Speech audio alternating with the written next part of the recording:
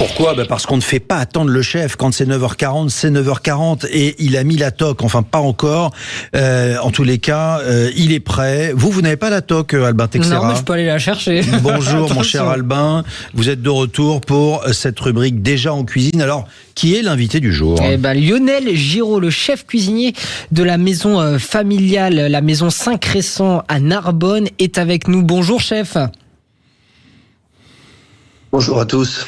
Alors, à votre carte, il y a une spécialité que vous mettez en avant tout, c'est la pêche et notamment les poissons. Quels poissons sont à la carte à midi ? Alors nous, on n'a pas de carte réellement. En fait, on compose avec ce que la nature nous offre. Donc, selon le retour de criée matinal ou de la veille, on va composer notre carte. Et c'est quoi les aliments actuellement carte, que vous proposez ? Là, aujourd'hui, on aura un peu de baudroie, du maquereau, du rouget, un peu de thon. Le thon rouge est très, très présent en ce moment. Il y aura du chapon de mer, quelques langoustines vivantes qu'on a reçues de Bagnoul Cerbère et de homard. Du chapon de mer. Ouais. Moi, je ne connais pas le chapon de mer. Je connais le chapon que l'on cuisine à Noël, mais le chapon de mer, comment on le cuisine chez nous ? Vous devriez aller un petit peu plus souvent à la poissonnerie, mon cher Albin. Non, mais moi, le chapon de mer, je ne sais pas comment le cuisiner. Ah, d'accord. Mais vous voyez pas à quoi ça ressemble ? Si, c'est un peu comme une dorade. Voilà.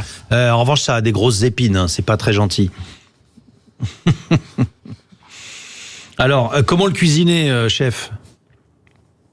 C'est ça. C'est un peu comme la rascasse aussi. C'est dans la même famille que la rascasse. Ouais, on a des petits soucis de. Alors de nous, son. on va les cuisiner. On a des petits soucis de son, Lionel Giraud. Je suis désolé de vous couper la chic. Mais on va vous rappeler avec une meilleure ligne et on va régler ça parce que ça se règle très vite à la radio en quelques secondes. Albin, ce chef, il est la maison Saint-Crescent à Narbonne. Vous en savez un petit peu plus sur cette maison ? C'est une institution, Lionel Giraud, que l'on a entendu et qu'on va réentendre, a repris l'établissement de la famille après des années passées à observer, lui l'enfant. Il a observé ce que ses parents faisaient à la maison. Alors, je ne sais pas si vous avez remarqué, mais il nous parlait de la baudroie. Vous connaissez la baudroie ou pas ? Non, je ne connais pas. Qu'est-ce que c'est ? Moi qui suis né à Bordeaux, je sais ce que c'est que la baudroie. La baudroie, c'est... Alors, il va nous en parler, il va nous le dire. On l'a retrouvé, tiens, voilà. Bonjour Lionel Giraud, enfin rebonjour. Je parlais de la baudroie à l'instant parce que ça m'intrigue. C'est pas un poisson qu'on trouve tous les jours. Racontez-nous un petit peu. Je sais qu'il y a un aspect qui est vraiment pas beau. En revanche, dans l'assiette, c'est merveilleux. Alors la baudroie est assez incroyable. Alors nous on va la faire sécher pendant environ à peu près 3 mois et demi.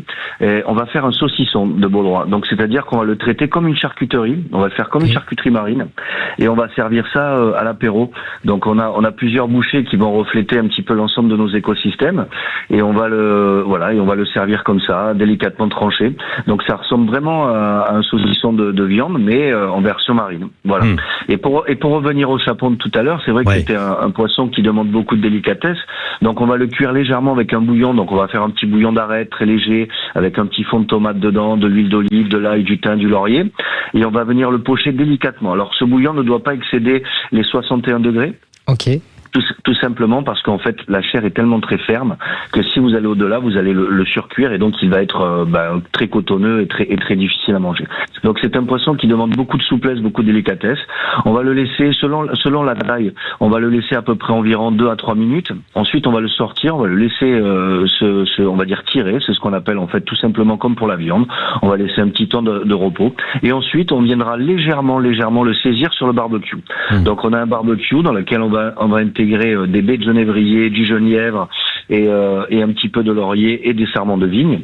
Et ensuite, une fois que cette flamme sera passée, on va venir délicatement le griller et le fumer sur ce barbecue. Et ensuite, on va servir avec ça comme une soupe bouillabaisse. Donc, le même principe, on va utiliser tous les petits poissons de roche, voilà, qu'on va faire revenir longuement avec fenouil, déglacé au pastis. Ensuite, mouiller un petit peu, on va mettre un tout petit piment oiseau de façon à avoir un petit peu de chaleur sur ce produit. Mouiller, laisser mijoter pendant environ 45 minutes, 1 heure. On va mixer la totalité. on va filtrer, on va faire réduire de moitié et on va servir avec ce délicat poisson. Alors on a plein de petits conseils. Moi je suis un peu étonné puisqu'on parle beaucoup de la saison, par exemple pour les légumes, pour les fruits. Je ne savais pas qu'on parlait de saisonnalité pour les poissons. Absolument. Alors nous, on se refuse par exemple, de travailler des poissons qui sont en période de reproduction. D'accord. Tout simplement parce que, voilà, c'est une éthique. Et ensuite, pareil pour tout ce qui est poissons un peu en voie de disparition. Donc quand les quotas pêche commencent à être un petit peu irréguliers, quand le poisson fait de moins en moins la taille, on a des critères, qui fait que on sait que ce poisson, on va plus le travailler pendant par exemple 6 mois, 1 an. On va le laisser un peu se revenir et progressivement on va se décaler sur d'autres poissons. Ouais. Cet hiver, on a beaucoup travaillé la vive qui était très présente. Et par contre, on travaille plus l'anguille. On travaille pas le loup, on le travaille plus. Par exemple, de novembre à mars, on le travaille plus.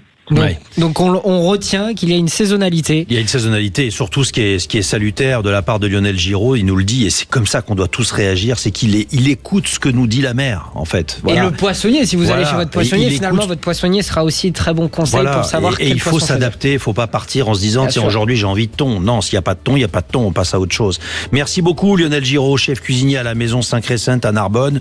Ça donne envie en tous les cas. Il y a plein de conseils qu'il nous a donnés, vous pouvez les retrouver sur notre site internet sudradio.fr puisqu'il y a plein de petits conseils si vous voulez cuisiner du poisson chez vous. Merci beaucoup Albin Texera et à tout à l'heure sur l'antenne de Sud Radio.